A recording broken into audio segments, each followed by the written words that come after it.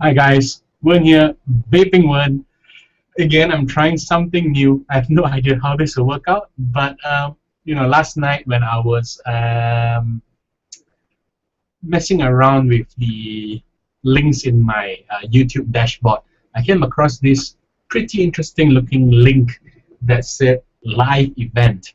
So I didn't click on it last night. I waited until today and I started playing around with it, and I found out that I could actually record videos and stream them live while I'm recording them.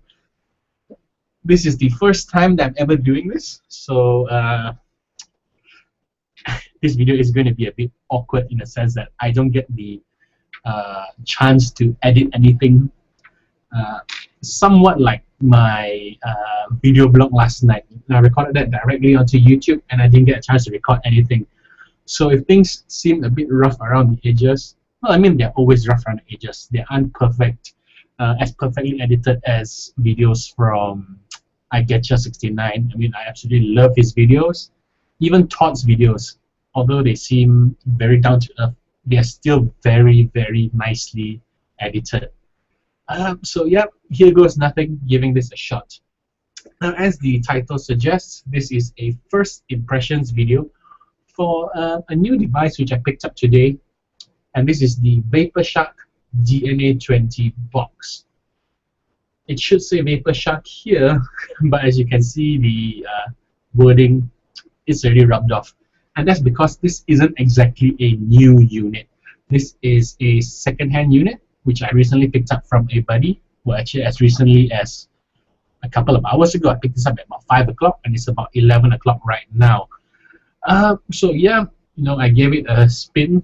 As you can see, I have my K-Fun Mini 2.1 on it. I think this goes very well with this box because of the size mainly. And again, as you can see, I'm almost running out of juice. So I've already done 3/4 of the tank, or rather almost, what's more than 3/4, 4/5 of the tank. And the reason I'm telling you this is because the VaporShark runs on a 1200 mAh LiPo battery. I think it's 1200. Let me just look this up. VaporShark DNA20. Of course, if you know what the battery capacity is, let me know in the chat room, or rather the group chat channel here, while I look it up. If you don't, just bear with me while I sort of try and find out what the battery capacity is. I'm sorry about that. As I said, I just got back recently, all excited to try this new feature on YouTube, and I just fired it up straight away. There you go. It's a 1200 mAh LiPo battery. When I received it, it was fully charged, and now after one tank, I still have this much battery left.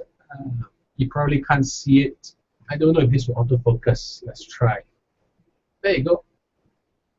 Barely scratched the battery life. Probably just maybe 15–20% of the battery is gone. And that by itself is quite an achievement, quite a feat, because I've used the K-Fun Mini on other mods, like on the Micro Stick, which is an 18350 mod. I've used it on 14500 mods, like the Leo V2. I used it on one or two other 18350 mods. I used it on my GP Peps. I used it on my Kappa mod. Although they don't really sit flush, I find that it's a very nice atomizer to use. And I'm kind of liking the 2.1 mini more than the Lite and the 3.1. It's the subtle things like the smaller chain bed and whatnot, but I'm not going to go too deep into that.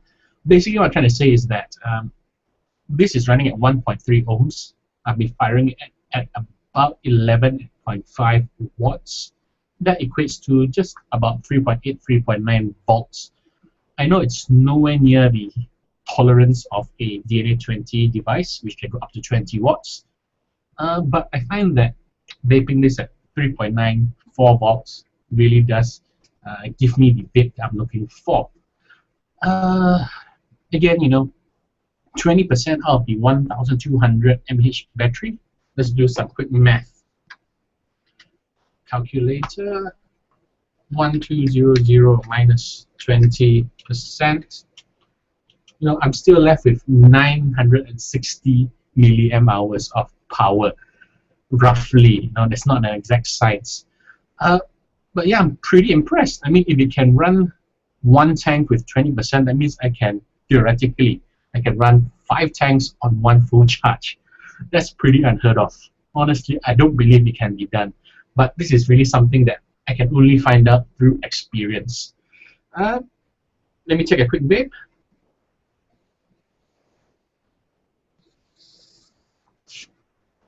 As you can see, very nice amount of vapor. Flavor-wise, I'm getting the full flavor of my air biru or ocean blue in here. I'm getting the menthol hit. I'm getting the honeydew flavor. I'm getting the sweetness that ocean blue gives. So, in other words, it's doing its job, giving me a nice solid vape at 3.9 volts.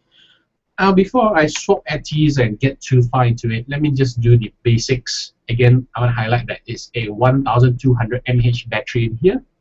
This is the DNA 20 version, not the new DNA 30 version. So it doesn't have a couple of things like the spring-loaded 510 and whatnot. But I'm just going to do some measurements first.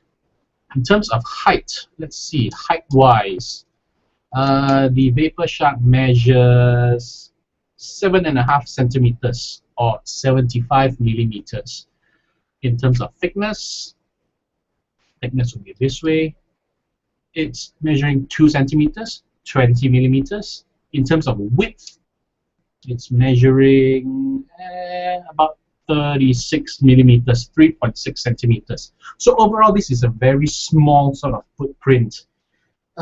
In fact, it's even smaller than my Evercool, my dual 18 350 Evercool. Put that side to side, you can see the size difference there already. So overall, this is a very nice compact mod. Again, let me just measure the thickness. This is a 2 cm thickness or 20 mm thickness. So naturally, that means that tanks like the Promete, which is 22 mm, it will look a bit awkward on the Vapor Shark. You see the sides? The sides are just jutting out a bit. There, it's not sitting that flush. Well, it is sitting flush, but it's not really sitting tight. And it does look a bit awkward like that. It's not something I'll put in my pocket, I'll bring around. Maybe it will work if the 510 was in the middle, but since it's at the side, it is a bit awkward. Nevertheless, I'm going to take a vape on this. Again, this is a 1.3 ohm coil. I'm just going to shoot it at 11.5 watts again. Another 4 volt, very solid vape.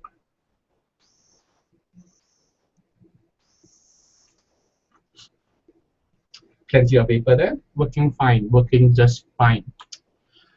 The second thing, besides the size and the sort of build of it, it's really solid. It's made from aluminium, and it feels nice and solid, nice and compact. Of course, the other popular box that DNA 20 mods are made out of are the Hammond boxes, the junction boxes, and those are also made of aluminium. Those also feel really, really solid. But I prefer this sort of form factor over the Hammond box. The Hammond box does look a bit cookie cutter in the sense everyone's using a Hammond box these days. And this box looks like it's purpose made for the DNA, for the Vapor Shark. Again, it feels super solid in the hand. Let's just give it a quick weigh-in. I've got my little scale here, digital scale. Let's turn it on, reset things to 0. Again, I apologize, I can't move the camera down because this is a live stream and all that. If I move the camera down, it's going to be very disorientating. Anyway, I'm putting this down. Grams, it weighs 118.5 grams. That's a pretty solid weight. And to be frank with you, when I first got it, when I first held it, it felt much heavier than I expected. Again, to put things in perspective, I have my Touchwood Mini here. Let's just give that a quick weigh. Of course, with the battery in, right? Let's give that a quick weigh. The Touchwood Mini comes in at 92 grams, and this is made of wood and brass, so it's much lighter than Touchwood Mini. Let's weigh against Kapak Merah. This is made from copper and stainless steel. Again, there is a battery inside. The Kapak Merah weighs 124 grams. So again, against the Vapor Shark weighs 118. So, you know, going by that, it does have a nice solid feel to it. It feels almost as heavy as a full copper stainless steel mechanical mod. And you know, like I said, twice, 3 times, 4 times already, that was quite surprising. A pleasant surprise for me. Now, the Vapor Shark DNA 20 comes in a nice box like this. It has the DNA word here, the Vapor Shark branding here, and a nice pull string, a nice foam box, and it comes sitting like that. So all in all, at least it's nice to know that the guys at Vapor Shark put some thought into the packaging, which is more than I can say for a lot of other mods. I mean, you could buy a W box from Wapari and it'll come wrapped in bubble wrap in envelope, no other sort of POSM or retail packaging on that. You could buy a Caravella, it comes wrapped in some felt, tied up, no sort of retail packaging on that either. Same goes with things like the PUPs, GP packs, it comes in bubble wrap, whatnot. But this one comes in a purpose-built box. I believe more DNA 20 devices come in boxes like this. I think the HANA mod comes in a nice box too. What else comes in a nice box? I know all the clones come in that black box that's ambiguously marked mod. Right. Okay, so again, we go back to the body of the Vapor Shark. Now the screen is placed at the bottom. It's not at the side where it usually is. It's not at the broad side of it either. It's right at the bottom here. And looking at the actual build of the bottom, there is this lip that's going around the screen. So that means that when you place this down, the screen itself is not going to touch the surface of the table, floor, wherever you put it on. You will still be protected by this lip.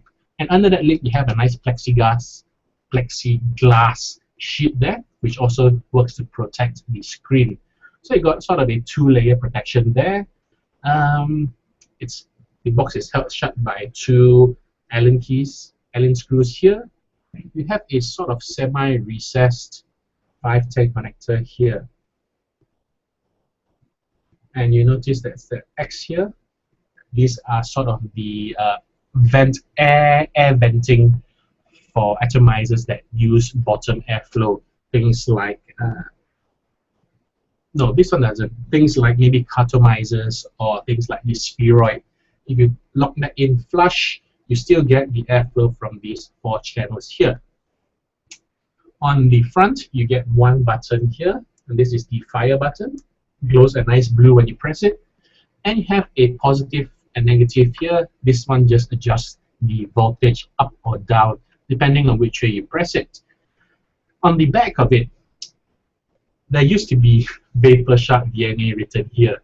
In fact, when I got it at 5 o'clock, about 6 hours ago, the DNA word was really quite present. And I've been chain vaping on this for a couple of hours, and already you can see this is the same day, same day as I received it. Already the DNA word is already fading off. I believe if I just rub it a bit more, it will be completely gone, and voila, the DNA word is completely gone. All I'm left with is vapor, which I guess will only last through the night. Under the Vapor Shark branding, there is a micro USB port. On top of that, there is a LED light. And the way these things work, you just plug in the micro USB either on a wall socket, to your computer, to your car charger, and the LED will light up. When it's red, that means it's charging. When it's green, that means it's fully charged. Just a tip for you guys, if you're new to using DNAs, don't always trust what's written on the screen here. The battery meter here, as you use the DNA, you will realize this. You know, as you play with the voltage, you push it further up, you push it further down. While you're vaping, the battery meter will go up and down according to how high you're blasting it at. And I guess this is just the DNA's way of predicting how much battery life is left when you are firing at so-and-so wattage, so-and-so voltage. So the battery meter will tend to fluctuate through your vaping if you always change how much you vape at. And what I mean by don't always trust what's on the screen is that when you are charging the device, if you're charging it through USB like this one, even though the display shows a full bar on the battery meter, I wouldn't suggest that you unplug it from the charging outlet until the LED actually changes color. That way you know that the battery is actually charged to its fullest capacity.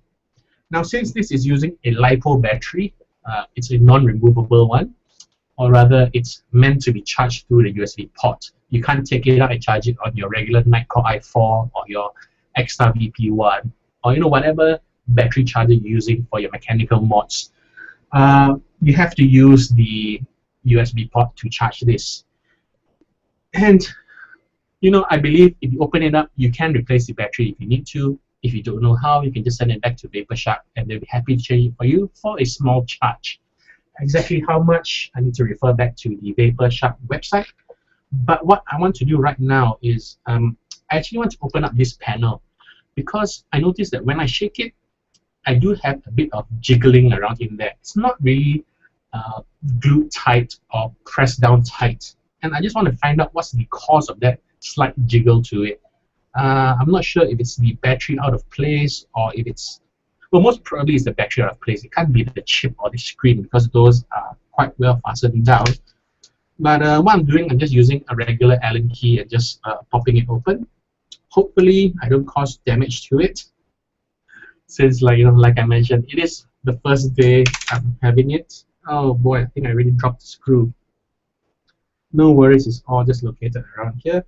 Let's pop this open. So popping it open, you can see that the cover is really solid. It's really solid. Listen to that. So that that adds to the whole solid, rigid feel of the VaporShark.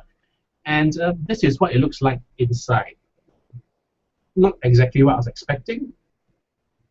I was expecting a sort of flat pack, one of those flat disc, flat batteries instead of this tubular battery. The wiring inside, to be frank, it looks very tidy. I don't know what you'll make of it, but I think this looks pretty tidy. Everything color-coded. You got your positive red, negative black. You've got the fire switch with blue. And I seem to have dropped something else. Oh, that's the adjustment button. Okay, let's just pop this back in. To be honest, everything looks really tight, very compact, and very well placed in here. So I don't think that the sort of rattling was because of any loose parts. That's a plus point for the VaporShark, definitely. Now let's get this back. You see, even things like this, the top section here, you see it's been machined out to have a sort of curved section on top there. And that curved section actually holds in the 510 connection. For a lot of DIY boxes, what modders do is they just drill the top of the Hammond boxes and lock the 510 connection. They put it in the top and lock it in with a nut. But for the VaporShark, they actually purpose-built this box. And you can tell by subtle things like this ridge over here. This one probably holds the battery flush into place. So yeah, honestly, I'm quite impressed with the level of engineering that's gone into building of this box. And that definitely adds to the rigidity of it. That adds to the solidity of it. And in the long run, that will add to the longevity of it. Because dropping this will be less likely to spoil the internals since everything is made to sit right where it is. Very nice, very nice. Now give me a moment while I just screw this all back together. Nice and tight. You don't want this popping open through vaping. And let's see if I can just find that other screw that dropped out. Probably not. I'll have to turn this whole table upside down a bit later. Anyway, let's get to the next part of this, and I'm going to try a couple of different atomizers on the Vapor Shark. I've already shown you how the Prometheus looks when it's put on. Again, as I mentioned, the width of the Vapor Shark is only 20 mils. So putting on a 22 mm atomizer looks a bit odd. It's wider than the body, but still it'll work no problem.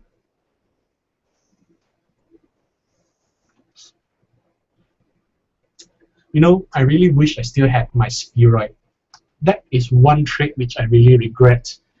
I had the spheroid which was a 16 mm atomizer, and that would fit really nice on this. I don't know what got into me. It was unused for a long time, so I traded it for an Axiom, which turned out to be quite difficult to use. Anyway, now I've got an Aspire BBC here. I believe this is the Aspire Maxi. This is Igo-threaded. This is Igo-threaded. So to get this to work on the Vapor Shark, you need to use one of these 510 connectors. Right? So this is just the basic 510 to Igo connector. Screw this in, and then I'll screw this onto the Vapor Shark. Now, I believe that the resistance on this coil is much higher. Yep, it's a 2.1 ohm coil. So I have to reduce the wattage, because at 11.2 watts, 11.2 watts, I'm getting 4.9 volts, and that will just burn the head off. So I'm dropping it down. Let's go down to 9.5. Still too high. Let's go down to 8.5. Still too high. At 8.5 watts, I'm still getting 4.2 volts. That's really high. Okay, 7.5 watts. I am at 4 volts. So let's give this a bit.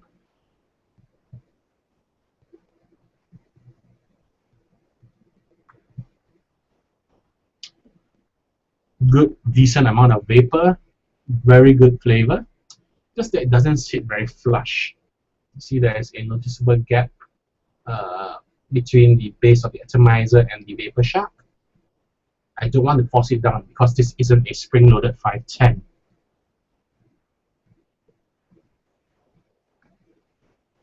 But yeah, a very decent vape, especially that now I'm shooting it at 7.5 watts. 7.5 watts, that means I'm going to get a lot of battery life from this. I could probably go one whole day, 5-6 times, 5-6 refills on this. So yeah, that's what it vapes like with a Aspire Maxi BBC. What else do I have? I've got a dripper.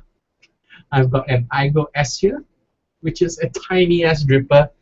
I think this is only 14 mm width. It's not even 16. Let me measure it again. It's 15 mm. So sitting nice and small there. Not that big, not that clunky looking. Not too bad. This is a 1.3 ohm coil. 1.3 ohm micro coil. Or is it called a nano coil? I called it around a syringe. Let's see, I called it around a syringe, and I wrapped some black sol organic cotton wick here. Yeah, let's see. At 12.7 watts, it's going at 4 volts. And that's just going to town. Let's give this a quick vape.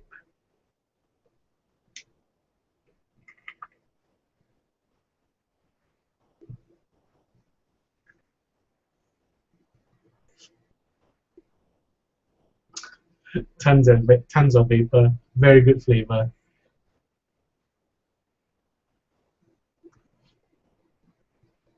And at 1.3 ohms, you know, you don't have to go really sub-ohm to get very good flavor on a dripper.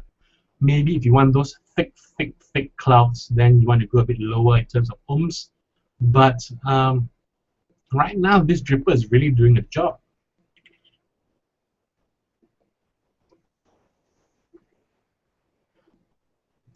It's quite stealthy this way too, isn't it? Very nice and stealthy. Okay, so I've talked about the basics of the Vapor Shark. I've talked about the specifications, the size, the measurements. I've talked about the material that they use. I've even opened it up and showed you the internals, and I've put a couple of atomizers on to show you how it looks like and how it vapes with all these different atomizers.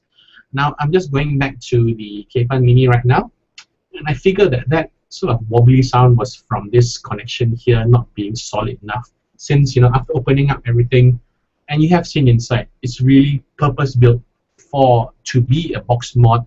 Everything has its place, even in the housing. So, you know, everything is sitting really nice and tight inside there.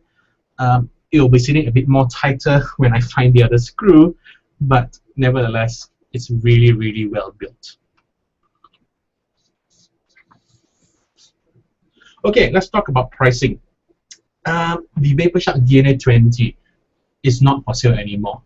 And that's simply because VaporShark have launched the DNA 30 version of this device, which is an upgraded version in the sense that they're using the DNA 30 chip instead of the DNA 20 chip. Let's do a quick Google search. VaporShark. Oh, I got the page here already actually, and I found my other screw. Okay, looking at the page, which is vaporshark.com/vapor-shark-DNA. Let's see if I can share this with you. Screen share. Okay, so VaporShark DNA, you can see on top the URL vaporshark.com/vapor-shark-DNA info, and the VaporShark 30 retails at $169.99. $169.99. Let's do a quick Google search. $169.99 USD to MYR, and that equates to about 555 ringgit before shipping. Of course, it's going to cost quite a bit to get it shipped to Malaysia.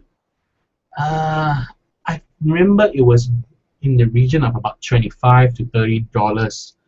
That's about another 100 ringgit. So it's going to cost about 650. That'd be a safe estimate to give you the costing. But you know, if you're in the States, if you're somewhere else, somewhere nearer to VaporShark, then it's only going to cost you about $170. It comes with a 4-month warranty. I believe this is for build parts. So if like your button goes wrong or one of your plus minus buttons go wrong, they should replace that for you. And if you want to replace the battery, they can do it for you for $25. Of course, you're going to have to send it back to them. Or if you are in the States, you can just drop by their store. Just a quick FYI, VaporShark is actually a store in the States, and this is, well, their own little creation. Now, some subtle differences between the VaporShark DNA 30 and the DNA 20. Look at this button. This one is a metal button on the DNA 30.